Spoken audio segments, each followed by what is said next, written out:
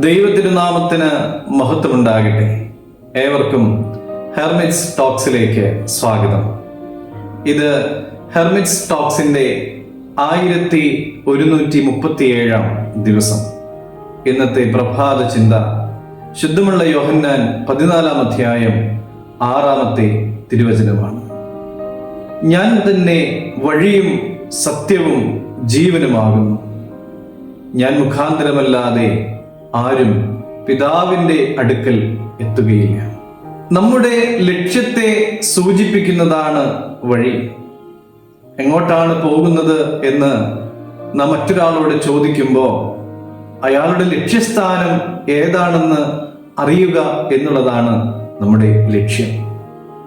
പ്രിയമുള്ളവരെ, ഒരു ലക്ഷ്യത്തിലേക്ക് എത്തിച്ചേരണമെങ്കിൽ ആ ലക്ഷ്യത്തിലേക്കുള്ള വഴിയും നാം അറിഞ്ഞിരിക്കണം. തോമസ് എ കെംബീസ് തന്റെ വിശ്വപ്രസിദ്ധമായ ക്രിസ്താനുകരണം എന്ന ഗ്രന്ഥത്തിൽ എഴുതി, ഞാൻ തന്നെ വഴിയും സത്യവും ജീവനും ആകുന്നു.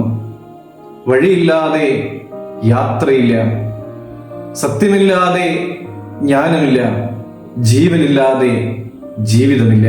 യേശുദമ്പുരാൻ പറയുകയാണ്, നീ പിന്തുടരേണ്ട വഴി ഞാനാണ്, നീ വിശ്വസിക്കേണ്ട സത്യം ഞാനാണ്, നീ പ്രത്യാശിക്കേണ്ട ജീവൻ ഞാനാണ്.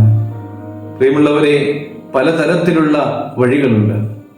ആളുകൾ നടന്ന് നടന്ന് വഴിയായി തീർന്ന ഒറ്റയടി പാതകൾ, താരതമ്യേന വീതി കുറഞ്ഞ റോഡുകൾ, നല്ല വീതിയുള്ള സുഗമമായ യാത്രയ്ക്കുള്ള ഹൈവേകൾ.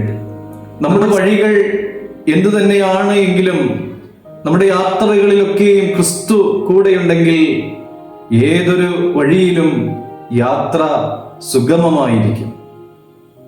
ക്രിസ്തുവാകുന്ന പാതയിൽ യാത്ര ചെയ്യുന്നവൻ സത്യം കണ്ടെത്തും. 1 യോഹന്നാൻ 5 അധ്യായം 12 തിരുവചനം, പുത്രനുള്ളവന് ജീവനുണ്ട്, പുത്രനില്ലാത്തവന് ജീവനില്ല.